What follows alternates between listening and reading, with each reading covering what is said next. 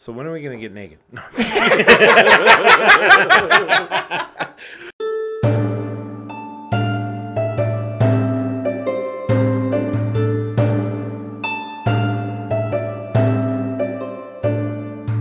This started right. Perfect. That's what we like to hear. All right, we're back for the second installment and possibly the last one of the As You Like It series, since Todd's going to get us canceled. That's true. That's true. We are back with 2 castmates, and I suppose 3, since I am no longer the person I was in the last episode. Todd has no idea what I'm talking about because he didn't watch it. Nope. Nope. But you guys want to go ahead and introduce yourselves real quick? Yeah, I'm Todd Flatland. I enjoy long walks on the beach. Beautiful. Sometimes I read books. Sometimes I watch movies. I don't know. What are you looking for in the intro? Tell me an interesting fact about yourself, Todd, other than the fact that you like to take long walks. I at one time was a long haul truck driver. Oh, interesting. For a year, my wife and I were a team of long haul truck drivers. Over the road? Oh yeah. Wow. Yeah. I've been in 40 of the 50 states. Holy cow. Yeah. What's your favorite state? Oof. Politically or no? That you drove through. No, there's actually kind of a 3-way tie for favorite stretches of freeway. I-15 through the northwest corner of Arizona has what's known as the Virgin River Gorge. It is absolutely gorgeous. It just is this river that cut through a whole bunch of sandstone, so it's got really pretty oranges and reds and things like that. And then I'm testing myself here. 84 or 86 that runs along the northern coast of Oregon. As you go past, if you're west of the Dalles, that dog is gonna. It's fine. That dog has a very strong opinion about highway travel. Shut up. Yeah. Dog hates the Dells. Yeah, he's like, fuck the Dalles. It's the Columbia River also kind of like cut a gorge, and it's very deciduous, or not deciduous, coniferous tree forest heavy. And I mean, them bitches got pine cones. Yeah, that's right. That's right. Yes. Little baby trees. I guess they might not be pine cones, but they're cones. Justin, the horticulturist over here. He did, yeah. I love me a cone. Conifers have cones. Can that be the Duke's new thing? You just like go into explicit detail about trees. Yes. Here's the forest of Arden. It's mostly coniferous. A little bit of deciduous, meaning it loses its leaves. To the north, we have oak. Yeah. Mostly shrubbery to the south. Yeah. You'll find a lot of interesting berries and other culture. I would have to study up because I know jack shit about plants. It'd be really interesting if the Duke had this side thing where he just became one of those people that like forages for wild mushrooms all the time. I can see him getting there with the stuff in the play Toads. about him being like the old killing animals stuff. Yeah. Not wanting to kill animals. I can see Yeah. him being a bunch of vegans out It's there. basically just actually. I was thinking you were going a different way, where it was like he had one too many bad trips after they had to clean a deer. That would make sense too. Yeah. Those dudes are definitely high in that Oh, forest. yeah. Oh yeah. Here's where I could wait. What's that line Celia has where like I could waste a lot of hours here. Right. You could just. I mean, I imagined everybody just like dried stuff and smoked it. Oh, That's yeah. Oh every single yeah, time. yeah. That's one of my favorite lines in the show, man. For I like this place, and I can willingly waste my time. There in it is. That's the line I was looking for. God, I love that line. I don't even know my lines, so how would I know everybody else's We'll get into lines? that in a minute here, Todd. Yeah. Third to finish 'Kay. is there's a stretch of freeway through Pennsylvania where you drive through a whole bunch of like natural shale. So like, I don't know. It's really I thought you were gonna say Amish, so that's good. What is shale? Shale is a type of rock. Okay. It's a sedimentary rock in which you just see different layers of strata. So like, I don't know. It's kind of hard to explain. There's also some of that in Smooth, all the Tennessee. stuff I've seen it is real smooth. Yeah, yeah. It's actually related to slate, which is what chalkboards are made out of, or used to be made out of until they manufactured them. I'm really sorry. This is going to be really, really tangential and eclectic. I hope that's okay. I'm going to tell you what, Todd. We're getting about 20 views on this video no matter what. 20. So I'm shooting for 24. I'm interested in you, bro. I'm interested in you. And 3 of them will be right here. Yeah. Yes, that's correct. My poor wife is probably going to have to sit through this and be like, ugh. No, dude, she'll relive the good times. She's like, do you remember when we drove through the shale? Yeah, exactly. Yeah, she'll true. like it. That's Justin. true. Oh, yes, I'm Justin Briscoe. I play Duke Frederick and Duke Sr., who doesn't get a name for some reason. Interesting fact about me, there's not much. I graduated college at like 38. That's fairly weird, I guess. Man, what's it like to graduate? Not too bad. So I had kind of at like 30 years old, I was kind of like, this sucks. I've done nothing with my life. And so I was like, I got to at least try to go to college. So I at least accomplished something. Yeah. Better late than never, as they always say. Right. Yeah. But college was weird going in your 30s because like you're not making friends. Everyone's like 20 years old. So Bro, college is weird at 25. yeah. Like, I can't imagine 38 walking back in. Right. How was it sitting in, do you have any, like, wild seating arrangements? Now, most of the stuff I did, especially in generals, was online. Did you Oh, go nice. here? Yeah, which I should. Oh, okay. All right. And then when I got into my program, it was pretty normal. Like, started to be some older people in the program because I was in the social work program. Yeah. And so there was a range from like 20. There's one dude that was older than me, but and this dude though had the best radio voice I've ever heard in my Seriously? life. I was like, dude, you need to get on the radio. He just had one of those like smooth, but like non-offensive voices where it's just that one that everybody is pleasant to listen to. Yeah. And you're listening to 94.7 The Rock. And that was just his normal voice. Hell yes. Was it like, have you ever watched Parks and Rec? Yeah. Derry Merbles, who's voiced by the great Dan Castellaneta, who's like Homer Simpson and many others. I don't remember that specifically, but my guess is yes, it's like that. Welcome to Thoughts for Your Thoughts. I'm Derry Merbles. That's kind of... Oh, no, because his wasn't that monotone? subdued. Oh, okay. His was a little bit higher, but A little it more was just jocular? like... Just that smooth voice. Hell yes. Kind of like, remember that homeless guy from years ago? There's like some homeless guy, and it was like early YouTube. Just one? There's just one homeless guy? There was one. Oh, With the okay. YouTube. With the Okay. YouTube. There's a with the bunch. YouTube. There's only one Okay. with the YouTube. No, Okay, all somebody right. put a microphone in his hands, and he did like a welcome to W something radio, and his voice was so smooth he ended up getting a job and stuff. Hey! I think it went south after that, but No, I think I've heard about that. I think it's Channel 5. You know about Channel 5? it could have No. been. Do either of you guys know about Channel No, 5? uh-uh. Oh, no. Okay, that was a bad joke then. Okay. The guy, he does this, like, all gas, no brakes. Andrew, Oh! he wears a suit. The guy who wears a suit.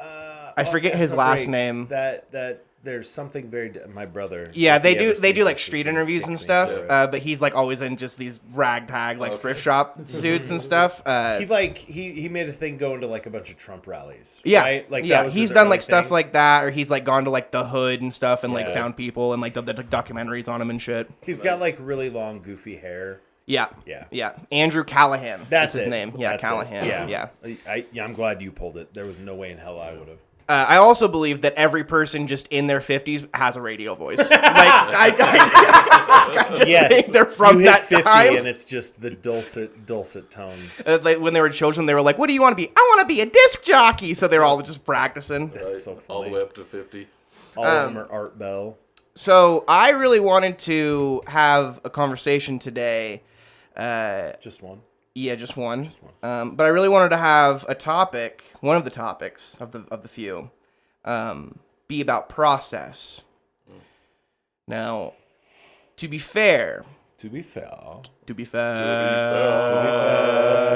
shout out Letterkenny. Wow, I can't believe that. That's the first time I've ever gotten that to work in the wild. That's Yeah. amazing. I've tried it a lot in my life, and it's man. never worked. So I'm Man. glad that we Yeah. did that. And we got it. It's here. Done. Do you guys want to talk about acting process? Because Sure. out of I think every you got Sure. the wrong two. out of everyone Yeah, in the show, sure. Yeah. We're like the least That's- actor-ass actors. That's true. Last night we were talking about like our theater origin Yeah. stories, and both you and I are like, I don't know, there was like a 15-year hiatus, and then somebody texted us and was like, hey, we need you. And it was like, all right. All right, here I am. Let's Yeah. act. Yeah, like total, you guys have done how many shows? This is my third show. I think I did the math yesterday, including high school. This is my 4th on stage ever. And the last one was my junior year, and I graduated in 01. So this is the first time, and I wasn't in a production my senior year. So this is the first time in the 2000s I have ever been in a scripted on stage setup. You're coming out of a lot retirement, improv. man. Like Mike Tyson. You're Yeah. coming out of retirement, out of like 20 years of retirement. Thief actually, when she hit me up on Facebook, was like, "Hey, you ready to come out of retirement?" Nice. I didn't see that note until we'd gone to like 4 practices because I never get on Facebook. But yeah, made me real. So maybe we just talk about learning lines. Yeah, sure.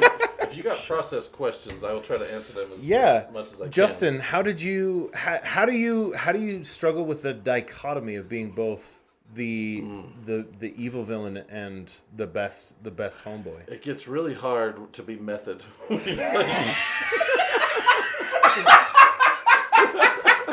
You kind of have that, like, what's his name? Daniel Day-Lewis, when he was doing Lincoln. Yes. Apparently he had, Yeah. like, a refrigerator box that he would Yeah. walk through to I'll be just Lincoln. show up to Chandler's house and I'll either be like, "Hey, Chandler," or "What the fuck are you doing here?"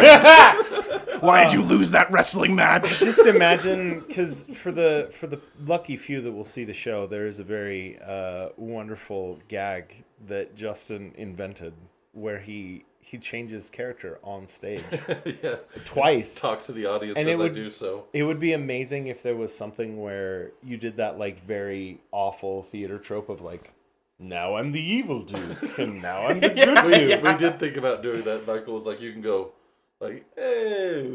Yeah. I chose not to go with that. I think, honestly, and I mean, it's not a big thing, but Sure. to get into any character, whether it's improv or whether it's on stage, it always starts with me with my face. So, like, if I'm trying to do mean guys, immediately just kind of scowl, even backstage. Yeah. Just to be like, all right, now I'm this guy. And then, oh, now I'm this guy. Hey, everyone. Yeah. Do you like what comes after the face?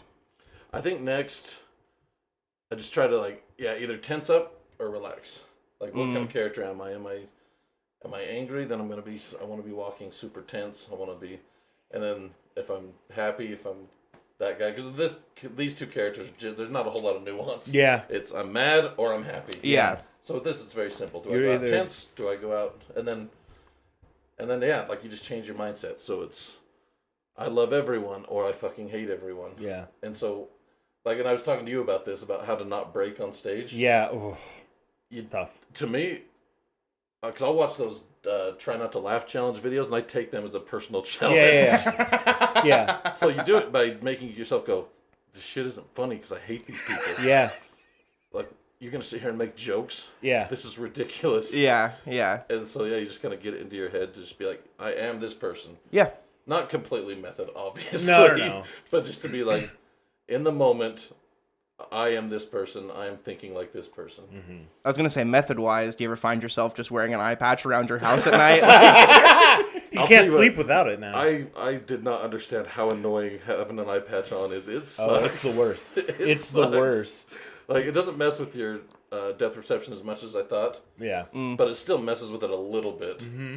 So and then being on stage and trying to walk off into the dark Oh, with no. an eye cover. Yeah. I'm Oh, like, man. here we go. Hope I don't run into someone.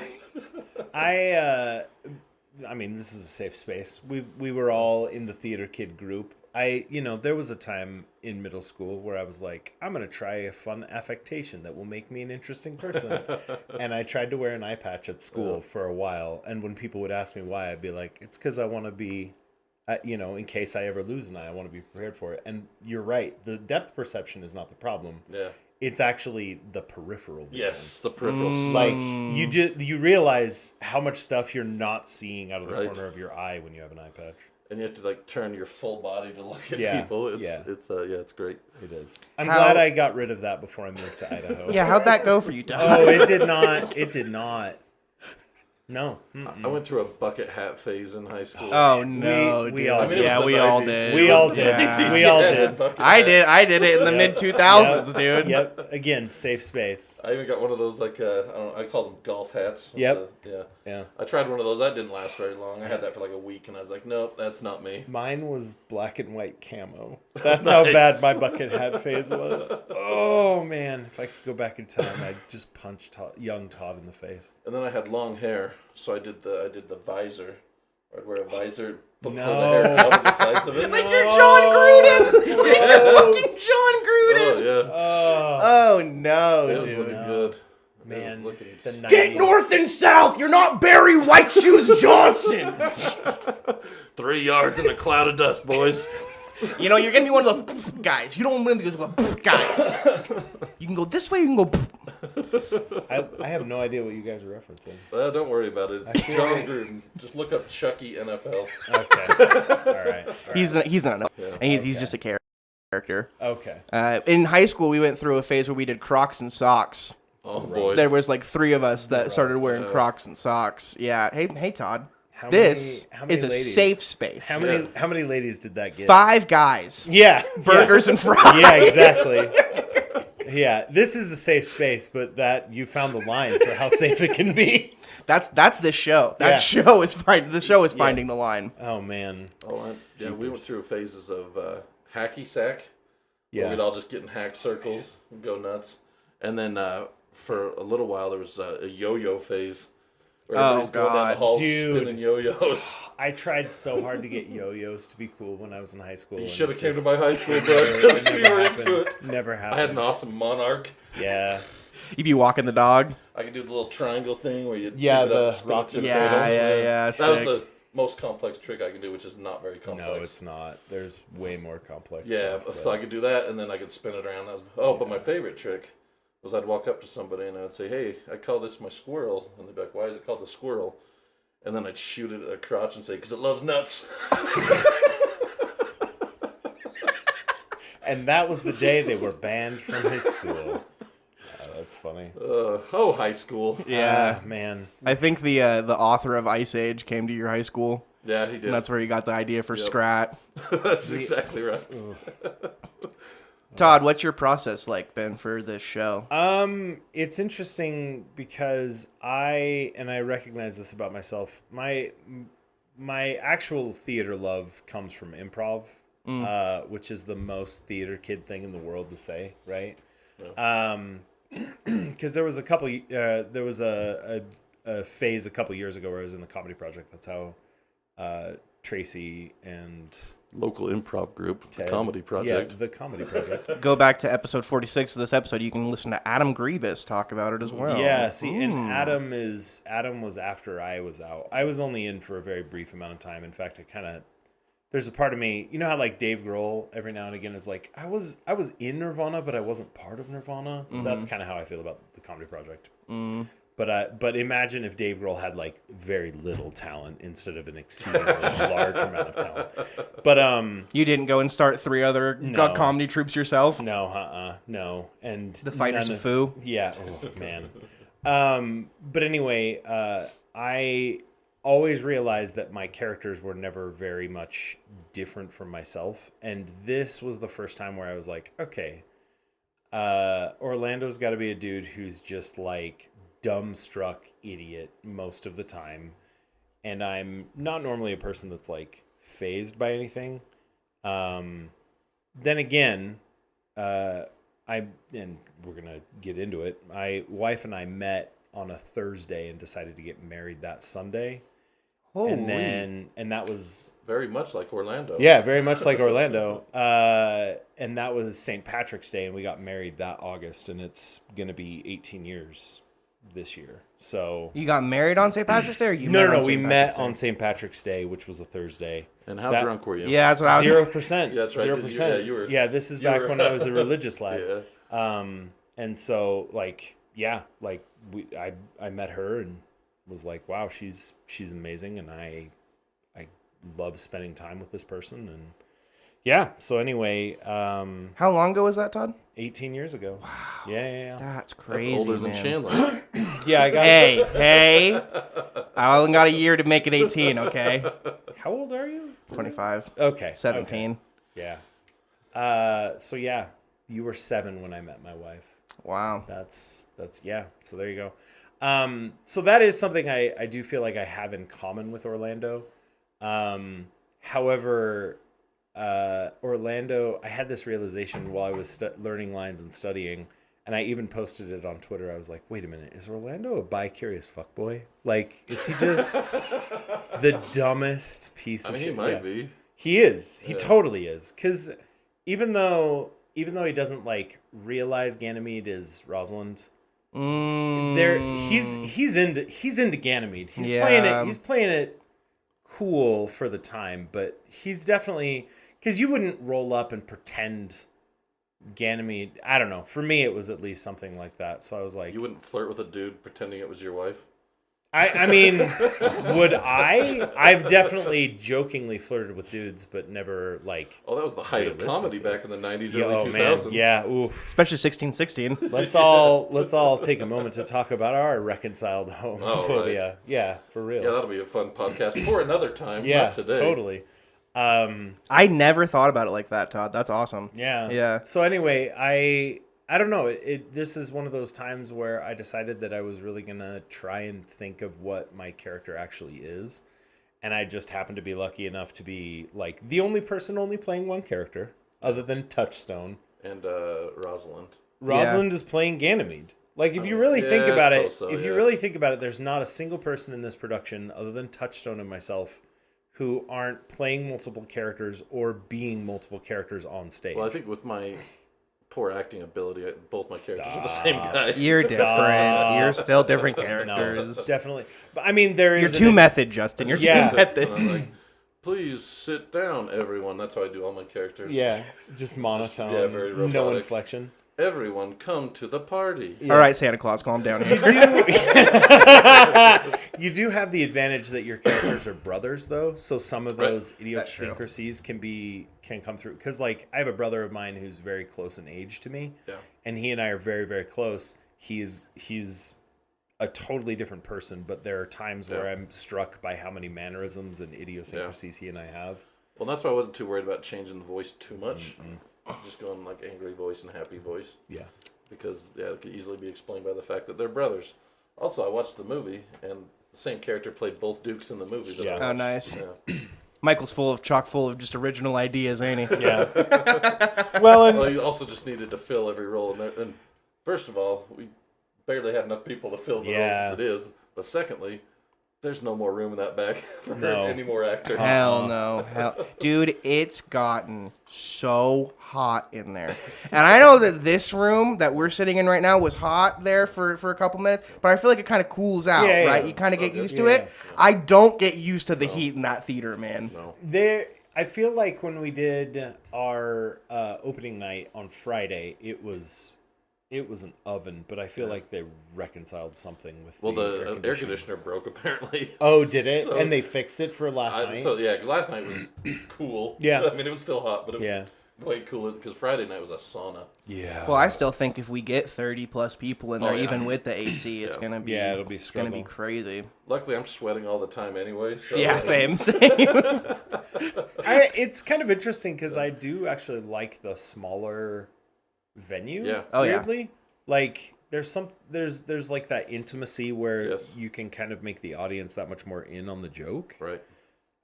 Like what's the homeboy that's out that was in front last night that everybody knew but me? Brant seemed like a good cat, and I really like that he had what I like to call that infectious initial laugh that kind of like helped warm the audience. We needed him last night. Yeah, absolutely, dude. Thank God for Brant. Yeah, and luckily I'd say by the end of the first act, everybody was in it in the crowd, so that was. And I think they were enjoying it all along. And I'm one of these crowd members who, if people aren't clapping, I'm not clapping. If people aren't laughing, I'm not laughing. Yeah. I'll chuckle to myself. I'll quietly do things, and so I think that's the kind of crowd we have. Is they're not like the theater crowd that's going to get into it and shit, you know. And so having Brant there to be like, no, it's fine to just go ahead and laugh. Yeah. Kind of helped open it up. See, I think that's kind of one of the things that I love about the magic of theater. Yeah. Like, oh, that's the most pretentious sentence. Let's get into it, Todd. That's what we're all Go ahead. It's kind of one of the reasons why I like D&D as much as I do, or like tabletop role-playing games, stuff like that, is like theater presentation in and of itself is something that is a very much like feedback process. Like there are times where I would do improv before where I could tell that the crowd was not into it, and it is awkward. It sucks. It is the worst. And so it's kind of interesting that you say that you're that audience member that will keep it to yourself, because I very much try to be that audience member to like, because I think it also bolsters what you get from the performers. Like last night. Oh, it's absolutely the right way to go. But I am socially anxious, and I'm like, I'm a sheep. I have to do what everyone else is doing.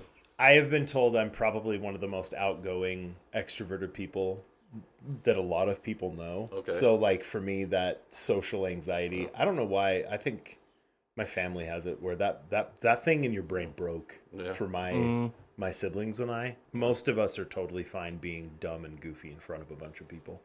Like, even if you don't know them? Yeah, well, yeah. I have this thing, and my wife makes fun of me for it all the time. I have this thing where I will be cheeky to somebody standing in a grocery store line with me, and about every fourth time I'm like, oh, I done goofed. Oh, no. At least you have that awareness, dude, to know that you fucked up. Like, I'll be like, hey, that's a cool shirt, or like, that's a thing that I really like, or I'll say something to be goofy, and then that person is like, oh, this is my new best friend. And it's like, no, I just... Oh, I see. I'm the worst. So are you one of those people that's never met a stranger? I have definitely met many strangers that I have decided need to be strangers. That makes a little more sense.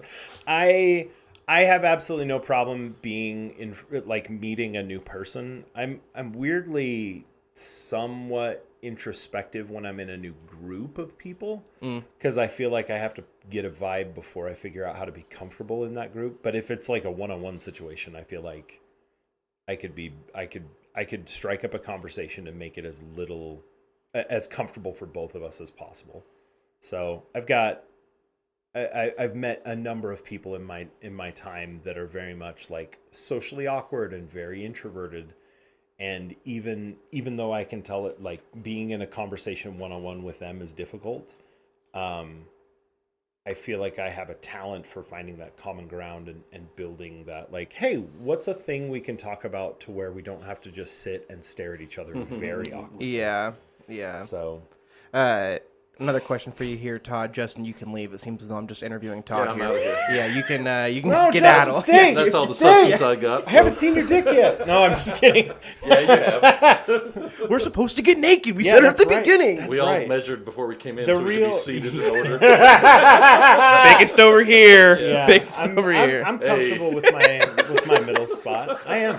I'm confident with it. Hey, it's all about the motion in the ocean. Yeah, that's right. Yeah, I got a big old ocean. Yeah. keep telling yourself that. It's a shoddy craftsman who blames his tools. Yeah, is what absolutely. I'm saying, right? Yeah. You What gotta use did- all your tools. What did you think about our cast when you came in? Because I think, Justin, you knew everybody that came in. Yeah, I think I only didn't know one person. Who? Maddie, but she ended up not doing the show. Oh, okay. Yeah, I knew Ted and Tracy because they were in the comedy project with me, and I knew Michael because I had played board games quite a bit with. So a couple years ago, Ted and I met another former pair of comedy project members that got married, Ashley and Keith, and they were up here for the holidays, and we met the five of us because Ted also brought Trina. And my wife couldn't make it for whatever reason. So the five of us hung out, and Ted mentioned he was in a board game group, and I love board games. So I was like, hey, I will play a game. Like, if you guys were like, this podcast is actually also going to be a board game, I would be like, I don't even care. We could talk about it. I don't care. You're like, don't put it out. Don't put it out. We're just playing. Yeah, exactly. Otherwise it'll get real quiet really fast. So anyway, I've played board games quite a bit with Michael, and And then Twitter kind of introduced Fehr and Abby. So I knew Fehr. She's got that Twitter clout. She does. Does she she? really does. I don't know. I'm not on Twitter. Well, it's funny because like I'm friends. Keith is probably the person on Twitter I interact with directly the most. I have a couple of other friends, and then Fehr and Keith have been friends for a while because I think he was still here when Fehr was in the Comedy Project before he moved to San Diego, right? So so that's kind of how Fehr and Abby and I met, was all on internet, and then weirdly, like Fehr and Abby and I would run into each other all the time here in town. Like, I'm trying to remember what the last movie. There was a movie that they ended up being there, and I think Daniel was there too. And I ran into Daniel at Abracadabra's once, and I called him Mark because I thought it was Mark Grievous. You thought he was Mark Grievous? Yeah, It I is did. Daniel Mark Sheldon. Yeah. And I don't. Well, the thing is both of them were in the Comedy Project after me, and I was like, "Oh, I know he's one of those two guys that were in at about the same time." And Who is Mark Grievous? The long lost Grievous brother, man. Oh, isn't what's Adam? Adam Grievous? Yeah. See, There's I don't Adam, know. and he also has a brother named Levi. Good night. No more- See, no now more. I am So the now you've asshole done here. it to Adam No, I am. and to Daniel. I am totally the asshole here. It is Totally. another biblical name, though, Yeah. and it is Sure. Daniel's middle name. So you okay. were kind of All right. So yeah, I don't know how I conjured it. I wasn't going to call him Storm Rage, which is what I see him as on Twitter all the time, because I didn't want to be like, hey, I'm that guy, because then he'd think I was somebody who was a fan of the podcast that he does. But here's the thing: you would have been more right. That is correct. Like if you would have. That put is the Storm correct. And Rage- Daniel Hey, would have loved it. What I lack in intelligence, I make up for in confidence, right? Yes. So that's that. Yeah, most awkward interaction too. Dude, if anyone came up to me, sorry to cut you off. If anyone came up to me and just called me Dumpy Llama on the street, I would be like, "Thank you." What is It's my Dumpy gamer Llama? tag. Hell yes. Yeah. Hell yes. Yeah. Llama in reference to Fortnite. It's just a random name that I got. I wasn't a Fortnite kid. I'm slightly too old for that. Yeah. Kind of came out like near the end of my high school years, or actually in college. No, just like a randomly generated PS2. I like it. But what did you think of our cast, Todd? Yeah, so I everybody else that I didn't know, I've been completely impressed by. Neona is arguably, she has probably the best mind for being on stage and reacting. Like her physical comedy. her is physical top-notch. comedy. Oh Yeah. my gosh! Well, like when we're talking physical, we're talking just like facial reactions. absolutely. Because Chandler, with the high energy, Yeah, physical, yeah. she doesn't have that, but she's like all just the little, like her trying to be in a seductive pose, but not knowing which. Yeah. I don't even Yeah. know how much of that is real and how much of that is character. Yeah. But It's all hilarious. character. Yeah. That I think is the beauty of Neona is I can tell that she puts a lot of thought and a lot of care and craft into what she's doing. Yeah. And it comes through so well. And it's really, really tough to keep a straight face. Oh, yeah. Because we have a couple scenes together where she's Adam, and I, like, every single time am like, you goofy old man. Oh, wait, that's Neona. And it's so delightful. And Kim's really, really fun. You can tell she's having a blast up there.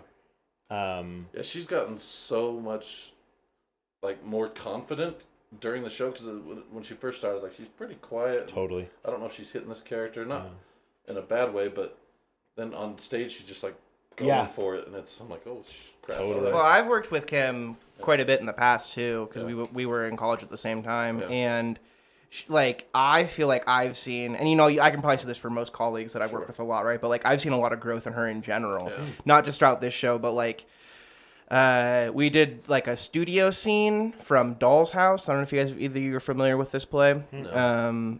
It's an Ibsen play. It's about like this lady who essentially is kind of treated like a caged bird by her husband, and her husband's super misogynistic, but like you don't really find that out until the end, and she's like given everything that she like is needed, but is still controlled. We played like offshoot characters that were in love with each other. Sure. This is a comedy, of course. Yeah, it's a dramedy. It's most improv shows. You know what I mean? It was a joke. I know. It's a dramedy, Todd. Yeah. Yeah. Anyway, Todd, you were wrong. It's a dramedy, Todd. Quit joking around. This is a podcast. Sorry, how dare I? And then she did a shout out to Cam real quick for doing Bus Stop. She was in Bus Stop, and I don't know who she played, bro, but she was trying to seduce motherfuckers on stage. And I was like, this is a side of Kim I ain't never seen, dude. So I've really enjoyed seeing her too throughout the show and really like grow in that way. And Neona to me is like a dart thrower. Yeah. Like she's so precise with all of her stuff. Totally. And she also has those one-liner sniper moves. Yeah. Like every now and again we'll be in practice and then she'll just say the absolute funniest thing that could be said in that moment. Well, we joke around dirty sometimes, like with the cast, and she pipes in, dude. And you're like, She told what? Daniel to fuck off. Fuck did this come from? Yeah. Oh, she's so great. She's so great. I absolutely love playing with everybody on stage. Rebecca is insane. The volume of things that she has to keep in her brain all at one time. I am amazed at how well she's able to do that. So, yeah, she's really, really great. Fief with her Coachella air to Celia just cracks me up. Daniel and Christy, when she saw our show on Wednesday, she was like, Tracy steals absolutely every scene that she's in because she's the funniest human alive. I love it. And you guys, there's not much interaction with you on stage with you and me, but the Duke and I have a moment or two that are pretty fun. The last scene. Yeah. Oh, and a little bit the first scene. And there's also the scene where Adam comes back and he does the little Neona does that fucking ankle or heel pop. Yeah. Yeah. Sure, we get a little bit. Yeah, when Michael came up with that and Neona, she kills it every time. Anyway, sorry. Justin, what's been the most challenging part about this show for you? That's a fantastic question. Way to interview, Chan. Thank you. That's actually a very difficult question. That's why it hasn't been very challenging, to be honest. Like, it's just been, you want to do something, Michael's okay with you doing it. You know what I mean? Yeah. I think trying to get a grip on who I am, what I'm doing. Existential questions for Also, Justin Briscoe? For an asshole like me, being able to take a back seat to everyone is difficult. I always want to be like the head of the party. Yeah, I feel that. And so to be able to be like, nope, you're not the funny one in this play. Everyone else is the funny one. Yeah. I wouldn't say it's super challenging, but I guess it's a thing. Because I'm not such a dick that I can't let other people succeed. I feel that But there's too. part of me that's like, I want to be the one that everyone's laughing at, but the Dukes are needed as well. Yeah. Yeah, true. Do you, how does this compare to you to improv? They're clearly very, very different, but Absolutely. and you get to be more of the head party at times in improv, but like, how does it compare to you? I don't know. I think I look at it as more prestigious than improv. And I think that's because You and the rest of the world. I mean, I've done at this point somewhere between 300 and 400 improv performances, right? Yeah. So it's kind of like that old thing where musicians want to be athletes and athletes want to be musicians. Yep. It's like, and this is a comedy, so it doesn't. Well, I'm like, I can make people laugh. Can I ever make people cry? Yeah. You know what I mean? Yeah. And that's kind of like, that's not this play, but in the future, I'm like, I would love to Totally. get involved in like a drama and just see like, can I do dramatic acting? Yeah, absolutely. That actually, sorry, it sounded like you had a follow-up question, but that actually leads me into like, I know last night when we were kind of bullshitting after the show, I was like, I really want to do another Shakespeare, but there's a part of me that's like, I want to do a history, or I want to do a tragedy, or something like that. Like, it would be great to do Hamlet or Macbeth or something, something heavy. Adam was telling me, Adam Grievous. Yeah. He's like, you should play You mean Mark, right? Yeah, Mark. He's like, you should play Falstaff. And I'm like, I don't know who Falstaff is. But then I talked to Raven, and apparently he's in one of the histories. So. Yep. Yeah. He's in the Henrys. I don't think he's one a of the dramatic Henrys, character from the description I got, but I was like, I'd do that. Adam Grievous, by the way, personal direct apology. I'm really sorry that I've called you Mark in my brain. If you're one of the 20 watching this, Adam, we're very sorry. Yeah. He's probably not. Internet's got better things to do. Internet's immortal, so Yeah, eventually maybe. Yeah. When Chandler gets big, people go back to see where he came from. true. One day, Adam will hear this, and he will accept our apology. Yeah. No, dude, I think you definitely could. The one serious scene we have in this show is 1-3. Yeah. And I remember watching it one day, and I was like very impressed with you because I was like, man, I don't really like. I've never viewed you as an actor, right? Because like to me, you're the funniest guy in Pocatello. Yeah, just like a jester. I think Yeah. I really just think you're just the funniest motherfucker. Yeah. But you were on stage and you were like, and if you do this, you die. And you told them, and I did not want to laugh, man. I was like, I think he might actually kill that lady. Yeah. Okay, that's good. Yeah. That gives me some hope. I don't know, because we talked last night about theater beginnings, and I was basically told that I couldn't act in like 6th grade. Can you tell this story? Yeah, sure. Yeah. Please. So in like 6th grade, we had a Christmas play for they put on for like the grade school kids. And so I was like, I want to do this. I want to be Santa Claus. Because I was a little fat kid, and I'm like, this is the one time being fat is helpful. Yeah. So I get the part, and the note I got from the director, so my teacher, was just like, well, you know all your lines, but you kind of sound like a robot. And so after that, I was like, well, I can't act. So I never even thought of it. Like all through high school, I was just like, oh, that's something I can't do. Mm-hmm. And also, I mean, I was a jock, and in my school, drama not cool.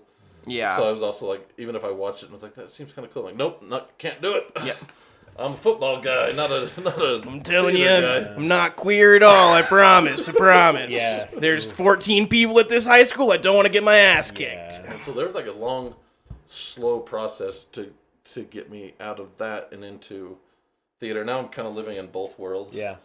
Where I have, kind of like you talked about, with one set of friends, I'm the most liberal son of a bitch on the planet. The other set of friends, I'm the most conservative. And so I have both those worlds still. But like, it took me a long time to like accept that part of myself and I shouldn't say that, because I always accepted it in myself, but I wasn't going to share it with people. Yeah. And now I'm like, if people call me a nerd, I don't care. Yeah. I love Lord of the Rings. Yeah. It's the greatest thing I've ever seen. Hey, what's your favorite line from Lord of the Rings? I think, and everyone will know this. Everyone knows the best line in Lord of the Rings. It's a 21. I legit 1,000% alley-ooped you into that. I just needed to hear it today. And a dunk. Shout out Ted. But then I think it was definitely Tiffany getting involved in the comedy project is when I started being like, okay, because I always wanted to play board games, but I had zero friends that wanted to play board games. So I was like, well, I guess I just don't play board games. Oh man! And then when she got involved in the comedy project, there's all these people, and I was like, well, I know I'm not friends with you guys, but anybody want to play a board game? Yeah. And then I ended up getting in the comedy project because honestly, it was like I wouldn't have probably tried, but Keith and Andrew and all these guys had left. Yeah. And I was like, hey, there's a giant hole. Yeah. It's no longer so intimidating to go try out. Did you like go to shows before I that? went to a couple. I went to one back when I think it was when The Dark Knight came out. They had a show at the mall. Oh wow! Like for the midnight release of The Dark Knight. What year was that? 2000. 2008? Maybe, yeah. Yeah, that's actually when I was in the comedy project. You might have been there. I actually vaguely remember being in that. Yeah. Maybe Todd was one of those people that left. Yeah. But because Tiffany was going when she was in high school, like 2004-ish. Like she was going for a long time. And then when Tiffany got in, I went to a couple of her shows. And there was part of me that's like, oh, I think I might be okay at that, but I don't know. Because I've always made people laugh. That's just who I am. And then I went and tried, and of course Ted is just the greatest teacher. I'm glad I got in before Ted left, because being able to learn under Ted is just amazing. Yeah. What do you mean Ted left? So he's part of. He'll always be part of the comedy project, but he doesn't really perform or anything. Oh, gotcha. He'll do it occasionally, but Have you ever comedy project? Yeah. I did the class before I left. Oh, okay. And then that summer I did a couple of guest spots. Nice. Like I did a drunk show at Charlie's, and then I think I did like one other He show was at. good. Yeah. I remember I was kind of being a pretentious a-hole at the time of being like, we have to be super careful about who we let in. Like it has to be. We have to be the best troupe, you know. Yeah. Luckily, I've gotten over that now. But Chandler was the one that I was like, Chandler's good enough. Chandler needs to be in. Yeah. Nice. And then lately, I've realized because I left for like a year. Yeah. And I realized during that time that like the thing that was burning me out the most was not having new energy. Yeah. Like having new people come in. Of course, they're not going to be at the same level that people have been doing it for 6-7 years are. Totally. But the new energy they bring is just so much fun. Mm-hmm. And like I was just sleeping on that because I was putting the pressure on myself. I wanted to be really, really good. Yeah. And now I'm like, I'm good, but I'll never be as good as I want to be. Yeah. That's okay to be just okay. Well, and new dynamics are important. You know, like Yeah. you're saying, like the new energy is super important to that, especially because it's improv. Yeah. It's always supposed to be changing. Right. Yeah. You know, and the thing about it too is, dude, the people who are in TCP right now, I feel like you guys have been together for so long at this point, like especially like what I consider like the core, like outside of the newbies, Right. that no one will ever take anything away from what you guys have. Right. Like I was like when we were just sitting and chatting last night after the show, the majority of people who were talking were TCP people because you guys have that energy of just like we know where to fit in with each other, and it's just cool to sit and listen to. Yeah. So yeah, I think that's super important. Who's the current TCP lineup? Oh, I haven't been to a bunch, TPC but let's show go. in There's years. me, there's Tiffany, Adam, Daniel, Jacob, Tracy, Brant. Then there's Neona, D. Like the new people I'm not as good with, but yeah. Oh. Do you guys still have regular shows? Occasionally we have a show every month at Charlie's, Okay. and then whenever we can't, like when they're in between shows at Westside, we'll go do shows on Friday or Saturday nights. Nice. Okay. So it's not every Friday anymore, but honestly, that's probably good. After doing hundreds of shows, you kind of get a little bit burnt out. Yeah. Because it got to the point where I was like, I don't really want to go to this show. And then I'd go and have a great time. Yeah. Mm-hmm. But it was definitely burnt out. So, That was part of the reason why I was only in it for a year. Is I just got to that point where I was like, I can't. This is every Friday, every weekend, and then practices were on Sundays, and it was like, and you usually guys had worked like real Saturdays. practices. Yeah, we did. We had like real 2-hour practices back then. Because I think the ship was run pretty tightly. Yeah. But yeah, I remember just being like, I hit a point where I was like, I could either be in the comedy project or actually see my wife on the weekends, and I chose my wife, which I think is a great call. But I might disagree, Todd. I do. Yeah. Well, Lady improv. as soon as you're the person that I need to impress with that, I will follow up with you on that. I'll be your lady of the night, Todd. I'll be your Huckleberry. But yeah, it's interesting though, because there are many times I've been like, man, I want to go back, and I still love the comedy project. Actually, now that I think about it, I think you might have been in the comedy project the year my mom died. Oh, geez. To bring it right down. My mom died in a car accident on her way down to visit my family for Thanksgiving in a single vehicle car accident, and she didn't have any health insurance, didn't have any life insurance, didn't have anything, and she'd actually just started to go back to school. So she just like financially was in a spot where there was nothing, and so I was named the executor because I'm the oldest. Okay. And so we ended up putting up a GoFundMe for the funeral. And this is kind of before like that ended up being a way to like fund, if we're going to talk about, how wonderful our healthcare system is in the US. Yeah. But anyway, and every year around that time, the Comedy Project was doing like an annual Christmas reunion show where people would be in for the holidays. So there would be a show. And that year, the Comedy Project actually like gave me the entire show's proceedings to help pay for the funeral. Wow. And like I sobbed like an absolute baby because I am the easiest person in the world to make cry. And so like that it was one of those moments where I was like, these really, even though there's time and there's distance between interactions, these people are family to me. So yeah, and I think that's a good thing with we have the keeping up with the comedy projectors thing on Facebook, But it's like anybody who's ever been in the comedy project is always welcome to come back and perform. Yeah. No questions asked. You just come and tell us you want to perform, and you're in with us. Yeah. And it doesn't matter if I've never met you before, because that's how I've met a lot of the old people. They just come back. Like, I remember Jordan. Jordan Klinger. Yeah. Man. He came back and was like, "Oh, this guy's cool. Jump in." There was a show. There was a show Jordan and I had together where we both the button for the entire show was he and I were these two French, like super snobby a-holes. Yeah. I was Jean-Claude and he was Pierre. Of course. And like about the two go-to names. about every like third scene we would come in and critique the scene in character. Oh man, that's like that was one of those few shows where I was like, this is the height of what improv can be. Yeah. It felt like flying.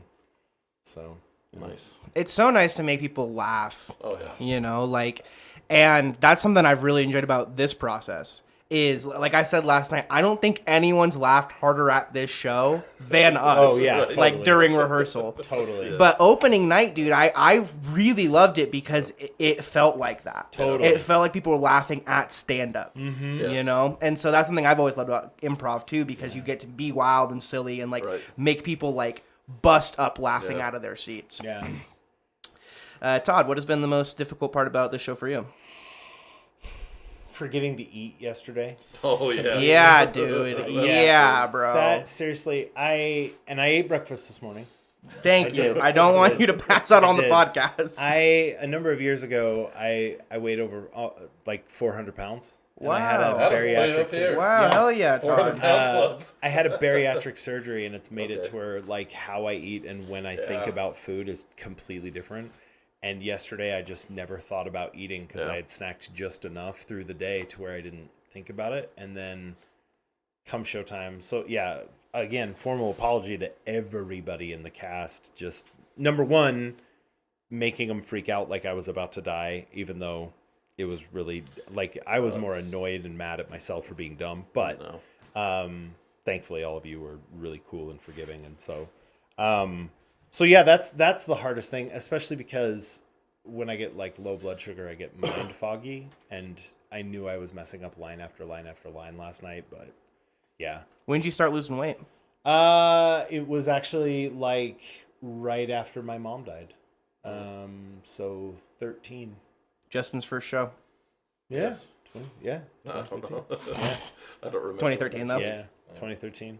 Another thing to kind of go back to like timing of the comedy project. I remember at the time Drew ran the Walden Books here in the mall. Oh yeah. And when the last Twilight book came out, we did a recap of the first 3 books as the comedy project, and I was Bella.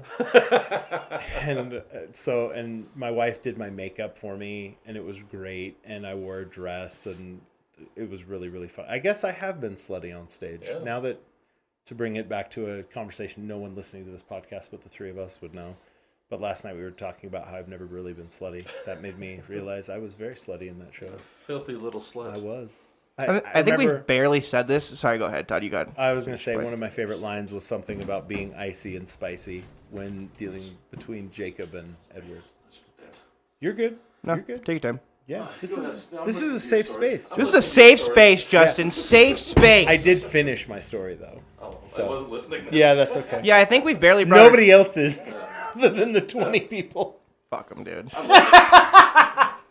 Yeah. What were you gonna ask? Sorry. We've barely brought this up, but you play Orlando in our show, which is Yes. one of our 2 leads. Yeah. And I'm not gonna lie to you, Todd. I love you. I really do. I think you're a great guy, and I'm very happy that we met. Yeah. But Especially because you're hypothetically moving.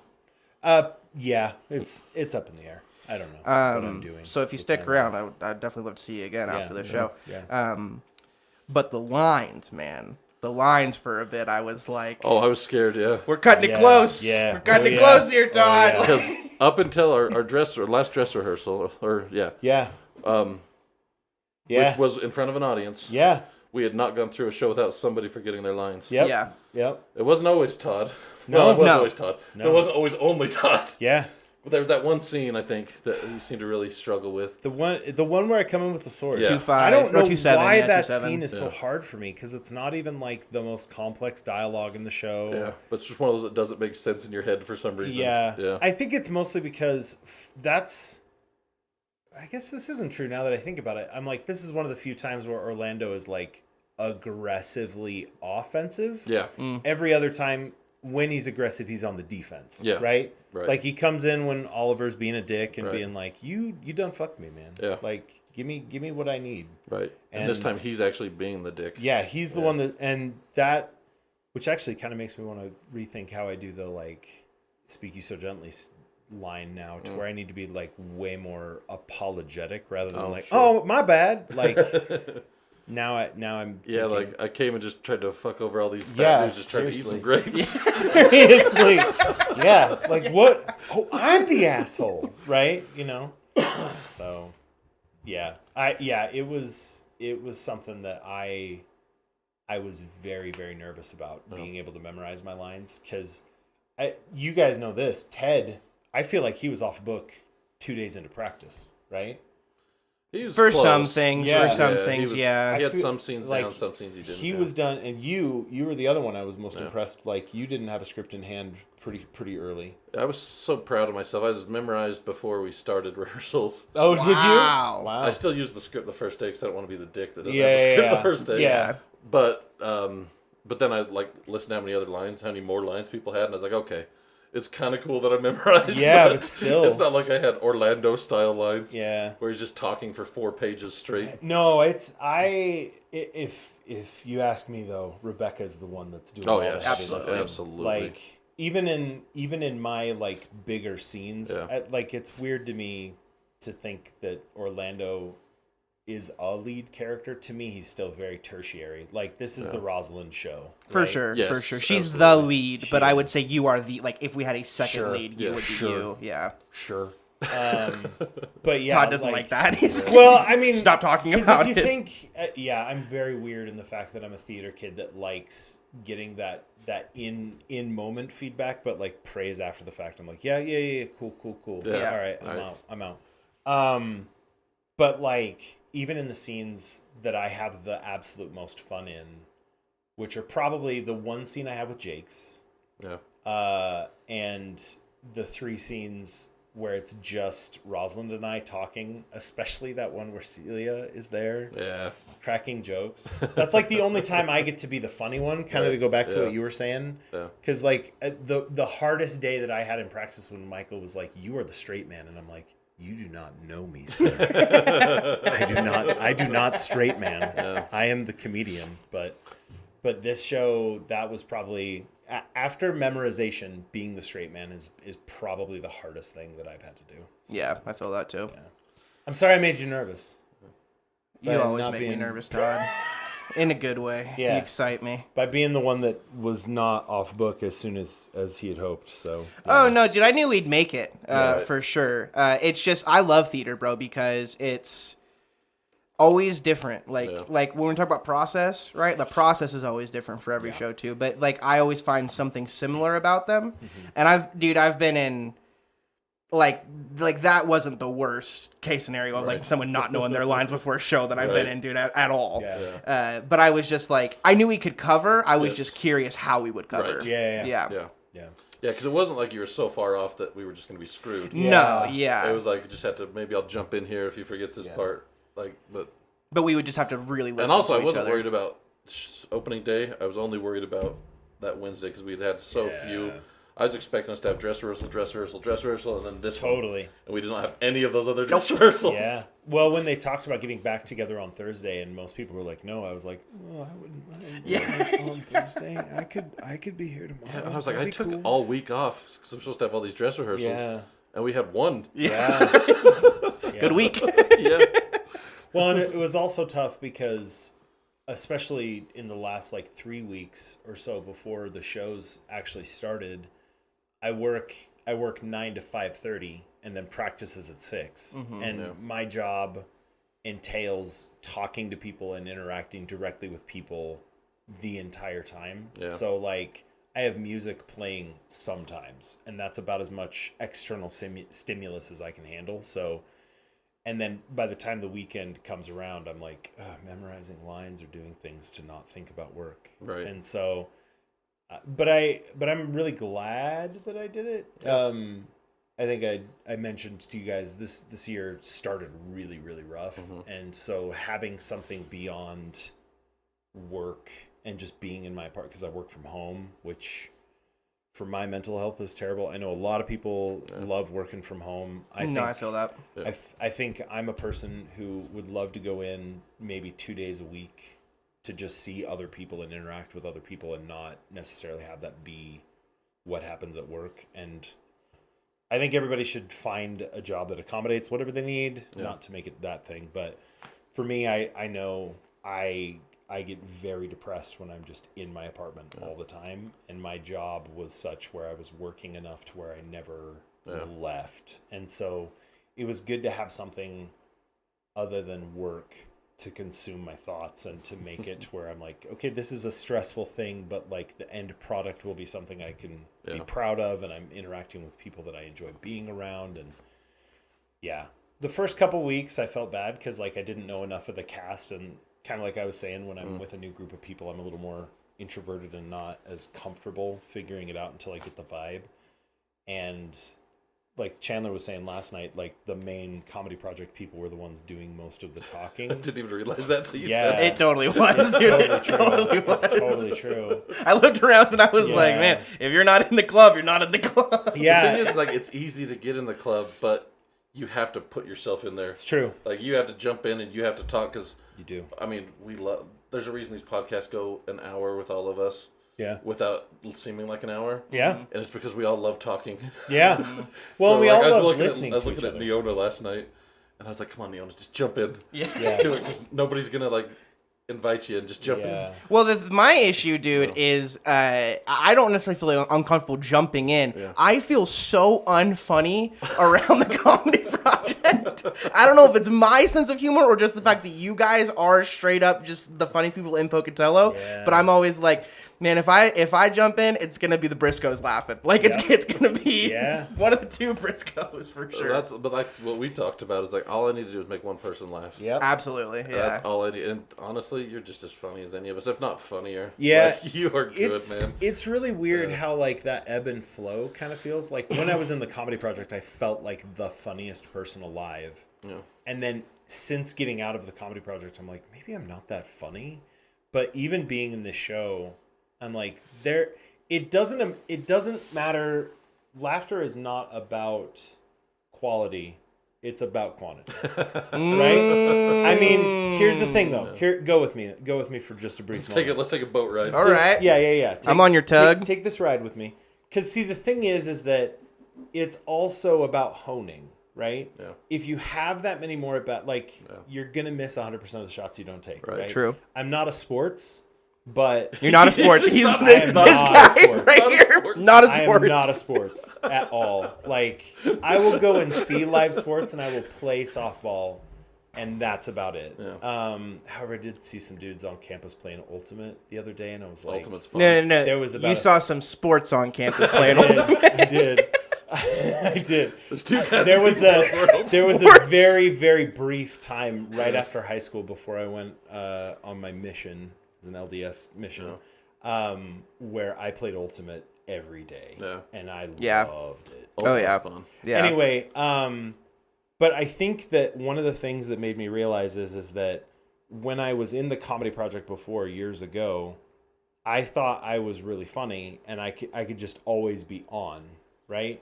And being in the comedy project, especially in that year, it made me realize that there are times in which you have to recognize it's not your turn. Yes. Yeah, absolutely. Right? And so the thing that you've got to realize, though, is that when it's your turn, you just need to do something. And as long as you're going for that third thought, right, that's the most, yes and is important, but in my opinion, the best and most important thing is third thought. Right. Because if you're doing third thought every time, you're going to get someone to laugh. Yeah. And it also elevates your audience to you. Because really anybody can make a dick joke. Anybody can make a fart joke. Yeah. Anybody can make a boner joke. Like Shakespeare. Yeah. Stupid Will. Like I don't actually think a lot of that stuff is that funny. Like I know when Fehr I think it breaks, can be funny. It if can you do be it when cleverly. it's done right. Yeah. Yes. Like But when if you just say, "Here's a giant cock," yeah, it's like, that's okay, cool, whatever. Like, but if you find a clever way to totally put that in there, then yeah, totally. But like that bit where Fehr kicks in with like when horns means cuckold, like that gets everybody to laugh, and I'm like, yeah, okay, yeah, cool. Not that joke isn't funny, and not that, but for me, it's not the height of my humor. Yeah. Exactly, because being funny is more about being clever than being funny, if that makes any sense. And as you get a quantity, you recognize the quality to know what to go for. Because you are a funny man. You are. Yeah, thank you, Todd. You have made me laugh till I'm crying a couple of times, and I've only known you for what, maybe a month and a half. Yeah, like a month and a half-ish. Yeah, and that's coming from somebody who's not a sports. Exactly. Exactly. Yes. I normally make sports laugh. Yes. Make non-sports laugh. Yeah. It's a different Absolutely. ballgame. Yeah, Yes. exactly. Yes. But I think that really it is one of those things where over time you can, and there is always that inner struggle of like, I'm being the asshole because I'm trying to make a joke at absolutely every moment. But then over time, because I guarantee Neona, she's a quiet person. But the thing is in her mind, she's always joking, right? You can see it on her face when she's processing. Yeah. She is extremely smart.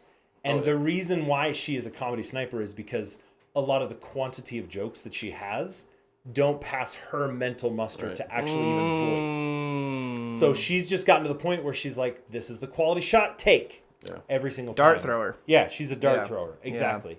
So, but in order to be a dart thrower, you have to throw 1,000 darts. And sometimes that target is yourself, and sometimes that target is one other person, and sometimes that target is an audience. And Neona has that magic skill that some people are just born with. Like, I don't have that. She's way better at this than me, is knowing the targets and knowing the darts well enough to know what to do with them. So yeah, thank you, Todd. That was actually a beautiful way to put that. Yeah. I don't think I'm not funny. I just think I'm self-conscious. And I agree with you. Like, I've gotten to the point that I'm like, okay, it's not my turn every time, but like even when I do go, like sometimes I'm just still self-conscious because Justin made this joke where he's like, on the outside I'm like, oh, here's my jokes, but on the inside I'm like, I hope everybody likes me. Yeah. like please don't hate me. Welcome to comedy, man. Yeah. Welcome to comedy. It's fueled by our inner anguish. Yeah. I think that there is something inborn in like every theater kid of just like, I really just want to be accepted by people that I really respect. Either born in you or childhood trauma, one of the two. I mean, absolutely. Like it's how I feel validated. That's how I feel worthwhile as a person. Yeah. I'm trying not to because it's a dangerous game to play. Yeah. Absolutely. Because as soon as that validation is gone, there's nothing to refill it. Yeah. So luckily I've got a decent amount of self-esteem. Yeah. But sometimes you go, am I really just the jester? Yeah. Is that all there is to me? Mm-hmm. No, Justin, you're a serious actor. That's what you are.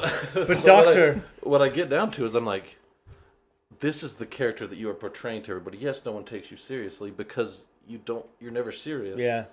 How can anyone take you seriously when you're just like going to make a boner joke in the next 2 seconds?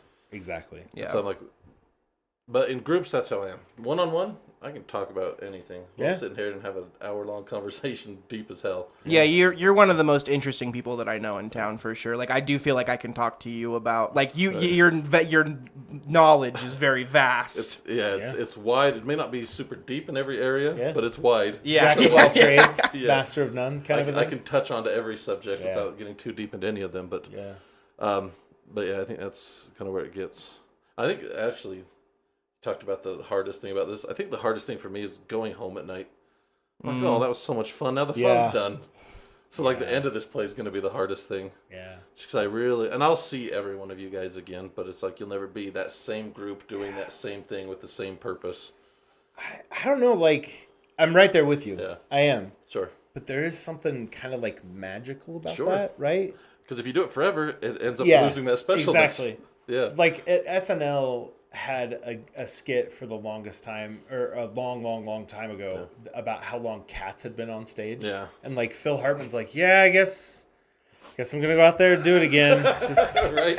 like, do not give a shit about this show, but yeah, I guess memories, whatever. And it just like, that is one of those things where the truth in that comedy is like, part of the reason why I think that As You Like It and this cast will forever hold a special place in my heart is because there's going to be a time where I will be nostalgic for it. For sure. Well, yeah, and we will leave wanting more. Yeah. Instead of being like, I can't wait. Like, if we had 20, 30 shows, we'd probably be so sick of this by the end. Totally. But 7 shows is just enough to get enough of a meal, but also to be able to walk away going, another bite. I think I could do some dessert. I think I can get a piece of that. I saved a little bit. Dulce de leche cake. Which is why I think it'll be fun if we can figure out when to do the drunk show. I think that'll be fun because that'll be. I feel like the other 7 are for the audience, but that show will be for us. Yep. Almost more than anything. Oh yeah.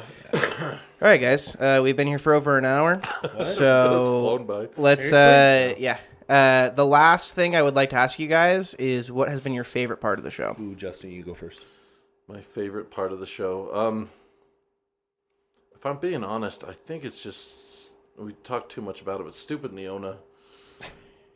She's so great. She's so good. Everything she does just makes me laugh. She's a delight. And like even in the back, I just hear the lines, but I know what physicals are going on, and I'm still just laughing. I feel so bad because if she sees this, she's gonna like. I just imagine she's gonna hear this and just be bright red. It's too much praise for one person. But it's deserved. But then I think other than that, I really enjoy getting to interact with Chandler. I think we have a couple of good scenes where we're just buddies. Yeah. And I like interacting with Ted. I think having those scenes where I get to just connect with like one person that's what I love about theater. Yeah. And I would love to do some stuff in the future where it's like I think me and you, Chandler, could do some like just stupid fun stuff. Absolutely. I would go see you guys. We should be Thing 1 and Thing 2 and Cat in the Hat. Yes. Yeah. Just like idiotic nonsense. Because I feel like whatever you do, I'll just react to it. Whatever I do, you're gonna be game for it. Absolutely. Yeah. Todd, you too, but I don't get to interact with you much as it's a buddy true. in this. It's like, true. We're always like, we're never like close in this. Yeah. No, and that's totally fine. I think for me, my favorite part of the show is that I really think for a long time I had not necessarily consciously but subconsciously kind of closed the chapter of like theater and being on stage because I haven't been on stage in over 10 years. And then having somebody just be like, you know what, it is a moment of need. We literally do not have anybody else. Please answer the call. But at the same time, I don't feel like I'm an afterthought, if that makes you if that makes sense, right? We needed you, dude. Yeah, and it really, really has reinvigorated me, and I'm gonna miss the hell out of this cast. I really, really want to do more shows with you guys. So, yeah, man, I think we got something really special, and Amen. I'm sad that not more people are going to come see it, but I am very, very happy for people who do. Totally. There's 30 seats a night. We're already through 60 people, right? Mm-hmm. So we have 41. 41. Chandler, what's your favorite part of the show? Yeah. Hey. Yeah. Let's give you a question for once. Exactly. I said this on the last podcast. So I guess I'll keep the same answer. My favorite part is the schedule that we've had. That's right. As crazy and chaotic and wild as it is, I think that there's something really beautiful about waking up on the weekends in the morning and like 10 a.m. having to be at rehearsal. Like to go and like, because this show's never felt like work. Yeah. That's how Raven put it in the last episode, right? Like it's never felt like we've had to go up and I gotta go to rehearsal. Like practice, bro. Like I hated practice. Right. I'm sports. Yeah, that's right. A sports guy. Sports. Oh, that's what you're talking about. Hates practice. Got it. Okay, games. Dope as shit. Yeah. Dope as shit. But this time, every time I would go, and I love the hang that we have. Like I love our hang of just the cast and the feel. But yeah, like the schedule is probably my favorite part. Yeah, nice. So. All right, guys. Thanks for being here. Yeah, shake each one of your hands. Here we go. Yep, there we go. There we go. Justin. Lovely. And all your fair. What's that line you have with me where it's like, "Give me your hand." And let be all your fortunes understand.